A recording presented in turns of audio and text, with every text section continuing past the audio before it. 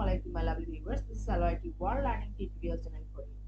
Today in this tutorial I am going to show you how to sort Z to a Microsoft Excel file. So for this case I will go to the any kinds of Microsoft files. So here the file and I will do what. So first up here the things sort and filter. So this is unmarked as because I'm not selecting anything. So when I select see any kinds of things select, then the thing has been unmarked, sort and filter. Click here and sort Z to A, that means the descending order way.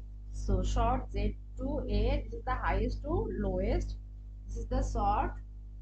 See this thing I have marked, so now I will click the thing sort Z to this, and what I have written that is the sort Microsoft Excel found data next to your selection.